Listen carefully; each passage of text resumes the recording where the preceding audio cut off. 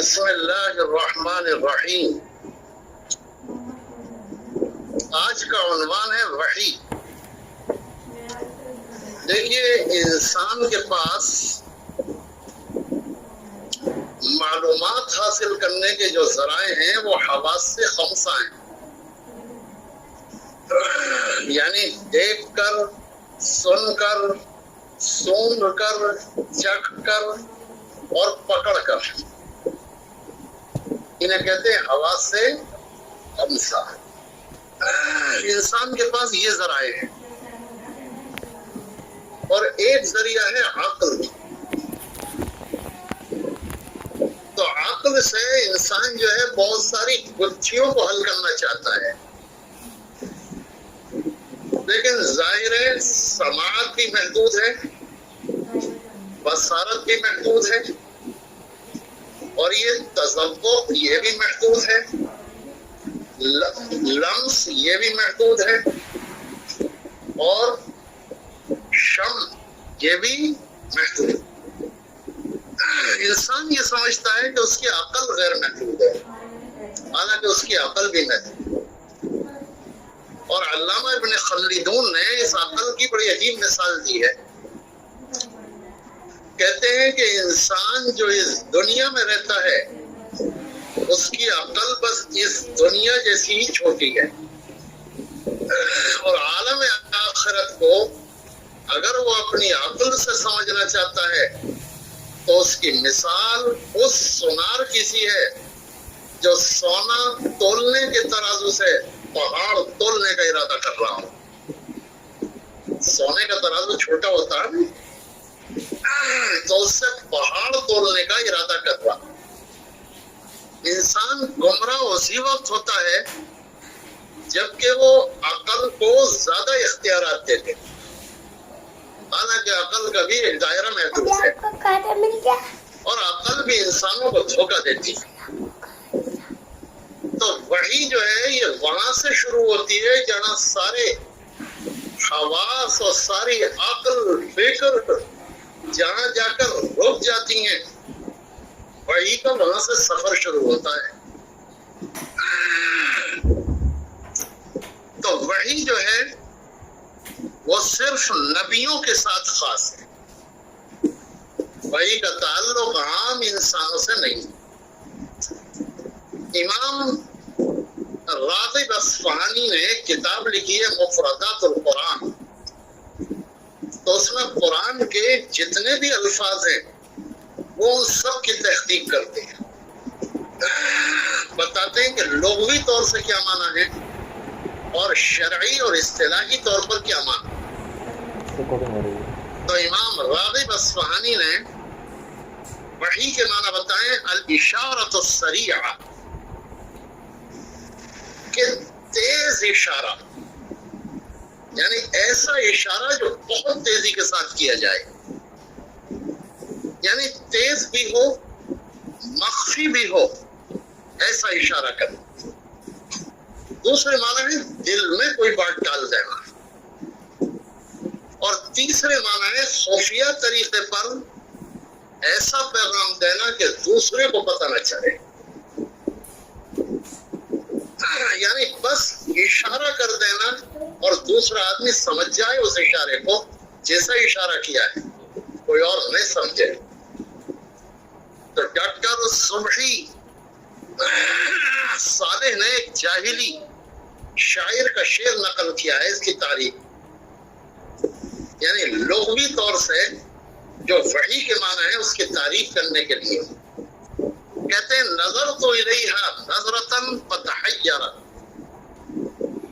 میں نے اس کی طرف دیکھا، اس سے مراد کیا ہے؟ محبوبہ، جاہلی شاعر ہے نا. میں نے اس کی طرف دیکھا نظرتاً، ایک نظر، فتحیرت دقائق فکری، تو میرے فکر و تخیلات جو ہے حیران رہ گئے. کس چیز میں؟ فی بدیع صفاتها، اس کے حسن کے انوکھے پن. یعنی میں نے اس کی طرف جب دیکھا تو میری عقل دنگ رہ گئی کہ اس کا حسن، اس کا جمال اتنا انوکھا تھا. کہتے ہیں فَأَوْحَى إِلَيْهَا الطَّرْفُ أَنِّي أُحِبُّهَا، تو اس کی طرف آنکھ نے اشارہ کیا. اوحا یوں ہی استعمال کر رہا ہے اس جگہ. آنکھ نے اشارہ کیا، اور اشارہ کیا کیا؟ انی احبها، کہ میں اس سے محبت کرتا ہوں. پھر آگے کہتے ہیں فَأَسْفَرَ ذَاكَ الْوَحْيُ فِي بَجَنَاتِهَا، تو یہ جو وحی یعنی یہ جو اشارہ تھا، اس نے اس کے رخساروں پر اثر ڈال دیا. کیا مطلب ہوا؟ یعنی اس کے رخساروں پر کلال پھیل گیا، اس کے رخساروں پر شرم و حیا کی کیفیت پھیل گئی. فَأَثَّرَ ذَاكَ الْوَحْيُ، اس اشارے میں، خالص اشارے کے معنی میں استعمال کر رہا ہے یہ جاہلی شاعری. دیکھو قرآن کریم کے معنی میں اگر اختلاف ہو جائے تو جاہلی شاعر جو ہے وہ حکم اور فیصل بنتے ہیں. یعنی استدلال جاہلی شعر سے کیا جائے گا. کیوں؟ کیونکہ قرآن کریم جاہلی زبان میں نازل ہوا ہے، قریش کی زبان میں قرآن نازل ہوا، تو اس لیے استدلال ان کے شعر سے کیا جائے گا. اب اس کا لغوی مفہوم کیا ہوا کہ اشارہ کرنا. قرآن کریم نے بھی لغوی مفہوم میں اسے بہت زیادہ استعمال کیا ہے. حضرت زکریا کے بارے میں ہے فخرج علی قومہ من المحراب، وہ محراب سے نکل کر جب اپنی قوم کے پاس پہنچے فَأَوْحَى إِلَيْهِمْ، تو ان کو اشارہ کیا، کہا نہیں، تو ان کو اشارہ کیا ان سبحوا بکرۃ وعشیہ، کہ وہ صبح شام اللہ تبارک و تعالیٰ کی تعریف کرتے ہیں. تو یہاں قرآن کریم نے صاف اشارے کے معنی میں استعمال کیا ہے. وَأَوْحَى فِي كُلِّ سَمَاءٍ أَمْرَهَا، یہ کیا ہے؟ ہم نے ہر آسمان پر وحی کی، امرہا اس کے کام کے لیے، یعنی اس کا کام کیا ہے. تو ہم نے وحی کی یعنی ہم نے اشارہ کیا، ہم نے حکم دیا. وَأَوْحَى فِي كُلِّ سَمَاءٍ أَمْرَهَا، اور اسی طرح زمین کے لیے بھی ہے یومئذ تحدث اخبارها، کہ قیامت کا دن جو ہوگا اس دن زمین تمام خبروں کو بیان کر دے گی. اور کیوں بیان کرے گی؟ بِأَنَّ رَبَّكَ أَوْحَى لَهَا، کیونکہ تمہارے رب نے اس کی طرف وحی کی ہوگی. یعنی زمین کو دل میں یہ بات ڈالی ہوگی، زمین پر یہ بات اتاری ہوگی، تمہارے رب نے وحی کی ہوگی اس کی طرف. اسی طرح وحی کا تعلق، یہ اشارے کا تعلق، اس کا جو الہام جسے کہہ سکتے ہیں ہم، تو اس کا تعلق انسانوں کے علاوہ جانوروں تک سے ہوتا ہے. وَأَوْحَى رَبُّكَ إِلَى النَّحْلِ أَنِ اتَّخِذِي مِنَ الْجِبَالِ بُيُوتًا، تمہارے رب نے شہد کی مکھی کی طرف وحی کی. تو کیا مطلب؟ اس کے دل میں الہام کر دیا. کیا ان اتخذی من الجبال بیوتا، کہ پہاڑوں پر جا کر اپنا گھر بنائے، چھتا بنائے. تو دیکھیں یہاں پر بھی وحی کا استعمال کیا گیا ہے. اسی طرح حضرت موسیٰ علیہ السلام جب پیدا ہوئے ہیں تو فرعون نے یہ حکم دے رکھا تھا کہ بنی اسرائیل میں جو بھی بچہ پیدا ہو اس کو قتل کر دیا جائے. یقتلون ابناءهم ویستحیون نساء، دیکھیں قرآن کہہ رہا ہے کہ وہ ان کے بیٹوں کو تو قتل کر دیتے تھے، ویستحیون نساءهم، لیکن ان کی عورتوں کو زندہ رکھتے تھے. قرآن نے یہ نہیں کہا ان کی بچیوں کو زندہ رکھتے تھے.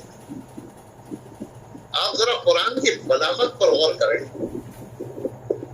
یستحیون، ایک تو قرآن میں استحیا کا لفظ استعمال کیا، استفعال جس میں طلب اور خواہش ہوتی ہے. پھر کہا نساءہم، ان کی عورتوں کو، یعنی ما یعول کے اعتبار سے وہ عورتیں ہیں، ما یقوم کے اعتبار سے وہ عورتیں ہیں. تو فرعون، آل فرعون جو ہیں ان کی خباثت کی طرف قرآن اشارہ کر رہا ہے. قرآن ان کی بدماشی کی طرف اشارہ کر رہا ہے کہ ان کے بیٹوں کو قتل اس لیے کرتے تھے کہ تاکہ ان کی طاقت ٹوٹ جائے.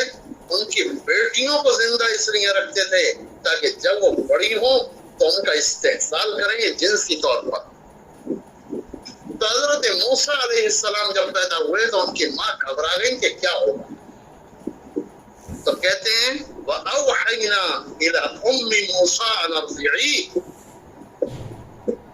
ہم نے موسیٰ کی ماں کی طرف وحی کی. دیکھیے یہ وحی جو ہے یہ کوئی فرشتہ لے کر نہیں آتا ہے، بلکہ یہ وحی کیسی ہے؟ الہام. ہم نے موسیٰ کی والدہ کی طرف الہام کیا ارضعی، کہ تم بے خوف و خطر بچے کو دودھ پلاتی رہو. وَإِذَا خِفْتِ عَلَيْهِ فَأَلْقِيهِ فِي الْيَمِّ وَلَا تَخَافِي وَلَا تَحْزَنِي، اور اگر تمہیں بچے پر خوف ہو تو تم اس کو سمندر میں ڈال دینا اور ڈرنا مت اور غم مت کرنا. اِنَّا رَادُّوهُ إِلَيْكَ، ہم بچے کو تمہاری گود میں لا کر بیٹھا دیں گے.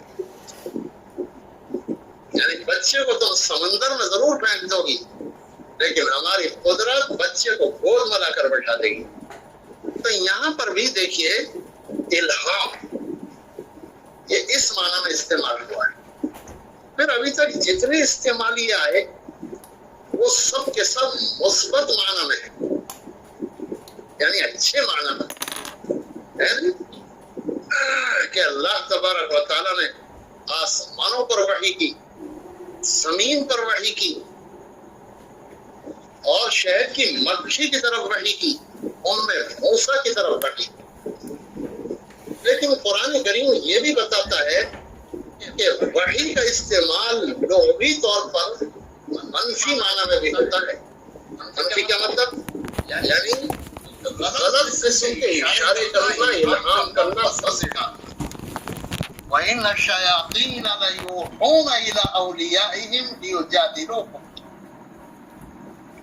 یہ شیاطین جو ہیں یہ اپنے کارندوں کی طرف وحی کرتے ہیں. اب یہاں وحی کا کیا مطلب ہوگا؟ وسوسے ڈالتے ہیں. لِيُجَادِلُوكُمْ، تاکہ آگے تم سے یہ جھگڑا ہے.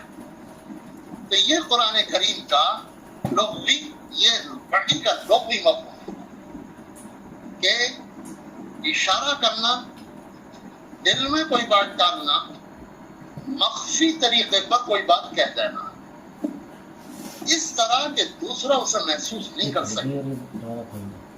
اب اس کے شرعی معنی، اصطلاحی معنی کیا ہے وحی؟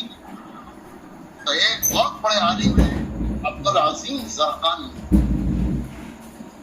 ان کی کتاب ہے مناہل العرفان فی علوم القرآن.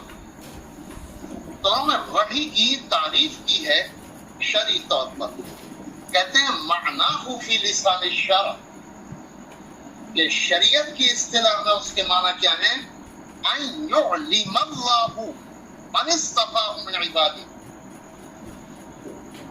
تبارک و تعالی اپنے بندوں میں سے جنہیں منتخب کرے رسالت کے لیے ان کو واقف کرا دے.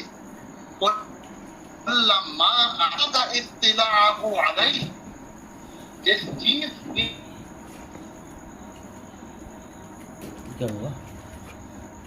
من الوان الہدایت والعلم، یعنی ہدایت کے طریقے اور علم کے طریقے اللہ تبارک و تعالیٰ ان سے واقف کرا دے. ولیکن بطریق سریت خفیت، لیکن اس طریقے سے جو مخفی ہو، چھپا ہوا ہو، اور غیر معتادۃ للبشر، اور عام طور سے انسانوں کے استعمال میں نہ آتا، انسان سے اس کا سابقہ بالکل نہ ہوتا۔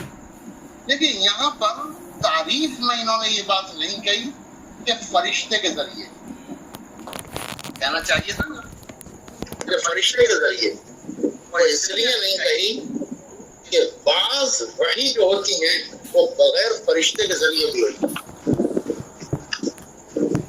اس لیے انہوں نے یہ بات نہیں کہی۔ اس لیے فرمایا کہ اللہ تبارک و تعالی کسی سے کلام نہیں کرتا۔ اگر اللہ تبارک و تعالی کسی سے کلام کرے تو اس کی تجلیات سے جل کر بھسم ہو جائے گا۔ فَخَرَّ مُوسَىٰ صَعِقًا، موسیٰ علیہ السلام بےہوش ہو کر گر۔ دیکھیے اللہ تبارک و تعالیٰ کی تجلی کو سنبھالنا آسان کام۔ پہاڑ پر تجلی ڈالی تو جل کر سرما بن گیا۔ تو اللہ تبارک و تعالیٰ سے گفتگو بھی اس طرح نہیں ہو سکتی۔ تو فرمایا وَمَا كَانَ لِبَشَرٍ أَن يُكَلِّمَهُ اللَّهُ، کہ کسی انسان کا وہ زیب نہیں دیتا یہ، اور کسی انسان کی طاقت نہیں ہے کہ اللہ تبارک و تعالیٰ اس سے گفتگو کرے، الا وحیا، مگر وحی کے ذریعے، او من برائی حجاب، یا پردے کے پیچھے سے، او یرسل رسولا، یا پھر کسی فرشتے کو بھیجے، فیوحی باذنہ ما یشاء، وہ اللہ کے حکم سے وحی کر دے اس چیز کی ما یشاء جس کا اللہ نے ارادہ کیا ہے۔ لہو علی الحکیم، اللہ تبارک و تعالی بہت بلند اور بڑی حکمت والے۔ یہاں پر قرآن کریم نے وحی کے طریقے بتائے کہ وحی کے یہ طریقے ہو سکتے ہیں، لیکن ہم وحی کے طریقوں سے پہلے ہم حضور صلی اللہ علیہ وسلم پر جو وحی ہوتی ہے تو اس سے پہلے ہم یہ دیکھیں گے کہ فرشتہ جو وحی لاتا ہے تو اللہ تبارک و تعالیٰ اس پر کیسے وحی فرماتے ہیں؟ یہ بھی تو ایک سوال ہے نا۔ بھائی فرشتہ یعنی جبریل امین وحی لے آئے حضور صلی اللہ علیہ وسلم پر اور آیت سنا دی، یا کوئی مفہوم آپ کے قلب اثر میں ڈال کے، لیکن سوال یہ پیدا ہوتا ہے کہ جبریل امین نے اس آیت کو کیسے وصول کیا اور ان پر جو وحی اتری اس کا طریقہ کیا تھا؟ تو طبرانی کی روایت ہے، نواس بن سمعان ایک صحابی ہیں، فرماتے ہیں کہ حضور صلی اللہ علیہ وسلم نے ارشاد فرمایا کہ جب اللہ تبارک و تعالی کسی چیز کا ارادہ کرتا ہے تو وحی کے ذریعے گفتگو کرتا ہے، یعنی فرشتوں سے بھی گفتگو کرے گا تو وحی کے ذریعے۔ فَأَخَذَتِ السَّمَاوَاتُ مِنْهُ رَجْفَةً، تو اس وحی کی وجہ سے آسمانوں میں زلزلہ آ جاتا ہے، آسمانوں میں او قال رعدۃ شدیدہ، جب حضور نے فرمایا شدید جھٹکا لگتا ہے، کب کبھی تاری ہوتی ہے، رعدۃ کب کبھی تاری ہو جاتی ہے آسمانوں پر۔ فرمایا کیوں؟ خوفا من اللہ عز وجل، اللہ تبارک و تعالیٰ کے خوف سے۔ فَإِذَا سَمِعَ ذَلِكَ أَهْلُ السَّمَاوَاتِ، اور جب اس حکم کو یہ آسمان والے سن لیتے ہیں تو کیا ہوتا ہے؟ صَعِقُوا وَخَرُّوا لِلَّهِ سُجَّدًا، تو بے خود ہو کر سجدے میں گر پڑتے ہیں اللہ کے لیے۔ اور فرمایا فَيَكُونُ أَوَّلَ مَن يَرْفَعُ رَأْسَهُ جِبْرِيلُ، تو فرشتوں میں سب سے پہلے جو سر اٹھانے والے ہوتے ہیں وہ جبریل امین ہوتے ہیں، یعنی سجدے میں سب سے پہلے جو سجدے سر اٹھاتے ہیں وہ جبریل امین ہوتے ہیں۔ کہتے ہیں فَيُكَلِّمُهُ اللَّهُ مِنْ وَحْيِهِ بِمَا أَرَادَ، تو اللہ تبارک و تعالیٰ ان سے گفتگو فرماتے ہیں وحی کے ذریعے، بِمَا أَرَادَ، جو اللہ نے ارادہ کیا۔ ثم يمر جبريل على الملائكة، پھر جبریل جو ہے فرشتوں کے پاس سے گزرتے ہیں. تو کلما مر بسمائن، تو جس آسمان سے بھی گزرتے ہیں، سألہ ملائکتها، تو اسی آسمان کے فرشتے ان سے پوچھتے ہیں ماذا قال ربنا یا جبریل، کہ جبریل ہمارے رب نے کیا کہا ہے. یعنی اس کا ادراک جبریل علیہ السلام ہی کرتے ہیں، بس ایسا نہیں کہ سب ادراک کرتے ہیں. فیقول جبریل، تو جبریل کہتے ہیں قال الحق وهو العلی الکبیر، اس نے حق کہا اور وہ علی کبیر. کہتے ہیں فیقول کلهم مثل ما قال جبریل، پھر سارے فرشتوں کی زبان پر یہی بات آ جاتی ہے قال الحق وهو العلی الکبیر، سب یہی دہرانے لگے.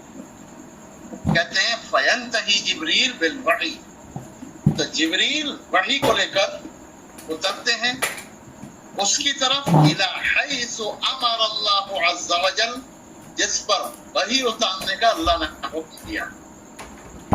تو معلوم ہوا کہ جب وحی اترتی ہے تو پہلے آسمانوں پر اترتی ہے، سارے فرشتے سجدے میں گر جاتے ہیں، اور سب سے پہلے جو سر اٹھاتے ہیں وہ حضرت جبریل.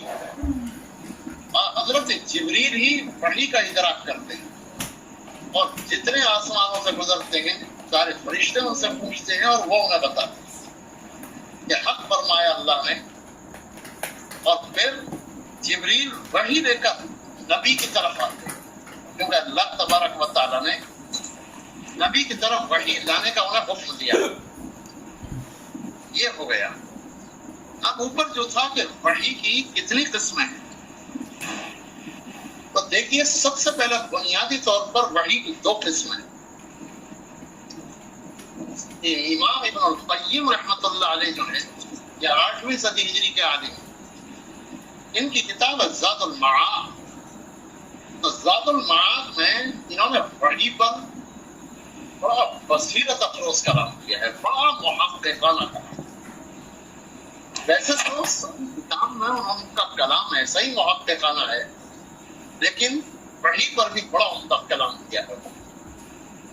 تو کہتے ہیں کہ وحی کی دو قسمیں ہیں. سب سے پہلی جو قسم ہے وہ ہے لا وساطۃ فیہ بین اللہ و بین رسولہ.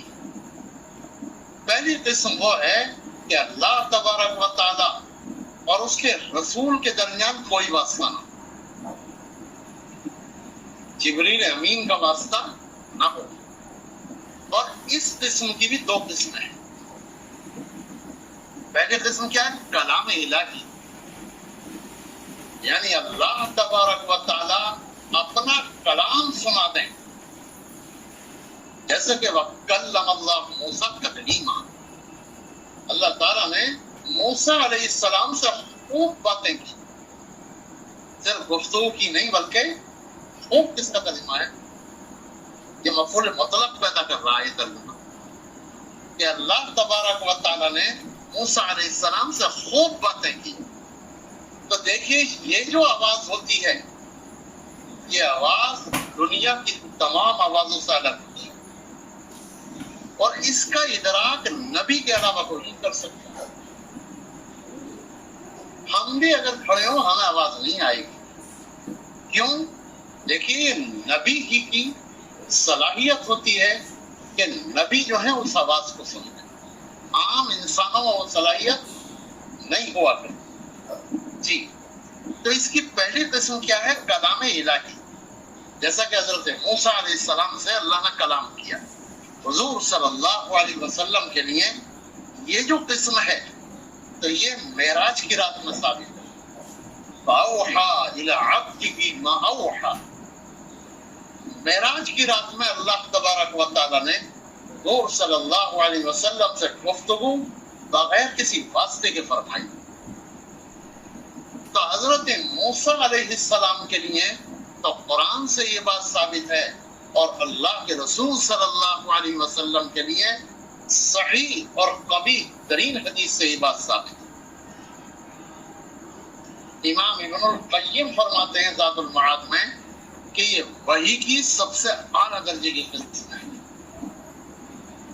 وحی کی سب سے اوپر کی قسم ہے۔ کون سی؟ جس میں کوئی واسطہ نہ ہو، کلام الہی ہو، اللہ تبارک و تعالیٰ گفتگو کرے۔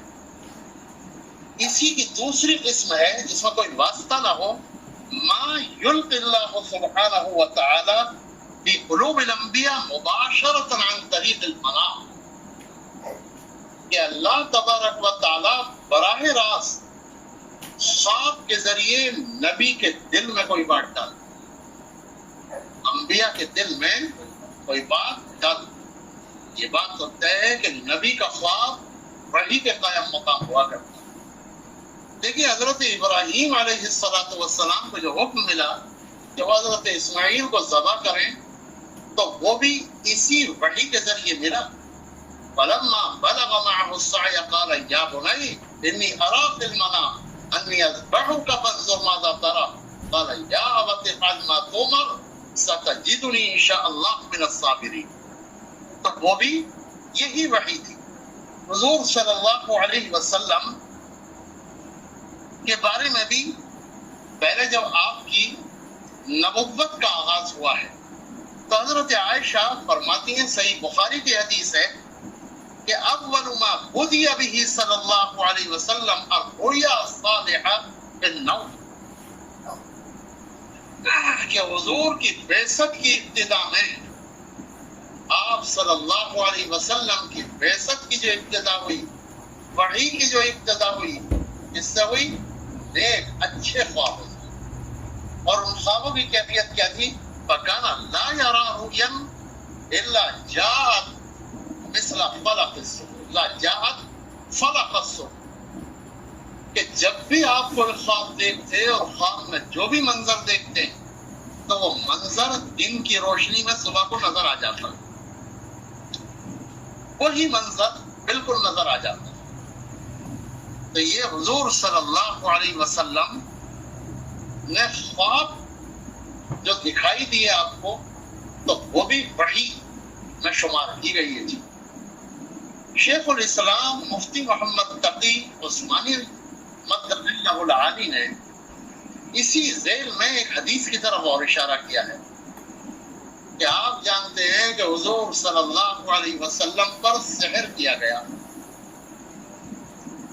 اور اس سحر کا اثر تھا کہ آپ کسی کام کو بھول جاتے تھے، آپ کو یہ محسوس ہوتا تھا میں نے یہ کام کر لیا بس، باقی آپ نہ قرآن کریم کھولتے تھے، نہ نماز میں کبھی آپ لقمہ لیتے تھے، نہ نماز کبھی بھولتے تھے، بلکہ تمام چیزیں اپنی جگہ پر چلتی۔ لیکن بہت سارے لوگ یہ کہتے ہیں کہ نبی پر جادو نہیں ہو سکتا، وہ دراصل قرآن کریم نہیں پڑھے۔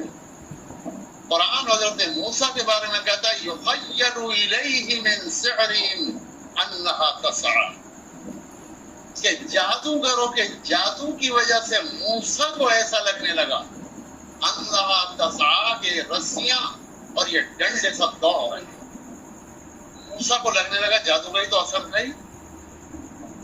تو جادو بالکل ایسی چیز ہے جیسے کوئی بیماری ہو جائے، ایسے ہی جادو بھی ہو سکتا۔ تو حضور صلی اللہ علیہ وسلم بہت پریشان ہوئے، یہاں تک کہ آپ صلی اللہ علیہ وسلم نے خواب دیکھا کہ دو فرشتے آئے اور ایک آپ کے سرہانے کھڑا ہو گیا اور ایک آپ کے پائیں تانے کھڑا ہو۔ تو ایک نے کہا دوسرے سے ما وجع الرجل، کہ انہیں کیا بیماری کیا پریشانی ہے؟ تو دوسرے نے کہا وہ ان پر جادو کیا گیا ہے۔ تو انہوں نے کہا من طبع، کس نے کیا ہے؟ دوسرے فرشتے نے پوچھا، تو دوسرے نے جواب دیا قال لبید ابن الاعصم، کہ لبید ابن اعصم نے جادو کیا ہے۔ تو کہا کہ کس چیز میں کیا ہے؟ کہا کنگھی میں کیا ہے، بال جو مل گئے اس میں جادو کیا ہے۔ تو پھر فرشتے نے پوچھا اینا ہوا، وہ کہاں ہے؟ تو دوسرے فرشتے نے جواب دیا کہ وہ زروان کے کنویں میں وہ بال دبا دیے گئے۔ تو تو کہتے ہیں حضور صلی اللہ علیہ وسلم جب بیدار ہوئے تو آپ نے صحابہ کو لیا اور لے کر وہاں پر پہنچے، اس کا پانی نکلوایا، اس کی تہ میں سے بال نکالے اور وہ ہٹائے، تب آپ صلی اللہ علیہ وسلم پر جادو کا اثر ختم۔ تو دیکھیے یہ جو دو فرشتوں نے حضور صلی اللہ علیہ وسلم کو خبر دی، تو یہ ایسا نہیں ہے کہ آ کر خبر دی، بلکہ خواب میں آ کر خبر دی۔ اس قسم کی مثالیں اور بھی ہیں، لیکن ائمہ مفسرین نے یہاں پر ایک وضاحت کی، اور وضاحت یہ کی ہے کہ یہ قسم صرف حدیث میں پائی جاتی ہے، قرآن کریم میں نہیں، لأنه نزل في اليقظة لا في المنام، کیونکہ قرآن کریم بیداری میں نازل ہوا ہے جب اللہ کے رسول جاگ رہے تھے، قرآن اس وقت نازل نہیں ہوا جب اللہ کے رسول سو رہے ہیں۔ تو قرآن کریم میں یہ قسم نہیں ہے، یہ قسم حدیثی میں ہے۔ تو یہ دو قسمیں ہو گئی، کون سی؟ ایک تو یہ کہ اللہ اور اس کے رسول کے درمیان کوئی واسطہ نہ ہو، اس کی ہم نے دو قسمیں بنائی ہیں، کہ ایک تو کلام الہی، اللہ کی آواز سنائی دے، اور دوسری کہ قلب میں یعنی خواب کے ذریعے نبی کو کوئی چیز بتا دی جائے۔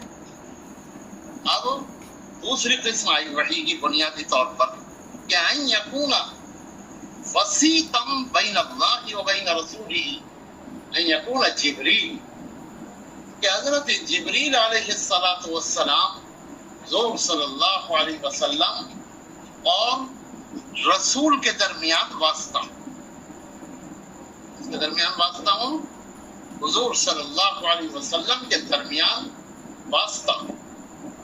یہ جو قسم ہے تو اس میں ذرا 4-5 نوعیتیں ہیں۔ میرا خیال ہے کہ 11 بج رہے ہیں، تو آج یہیں تک رہنے دیں بس، تاکہ یہ پہلے آپ کو ذرا اچھی طرح یاد بھی ہو جائے گی، کیونکہ وحی کا سبق اہم سبق ہے۔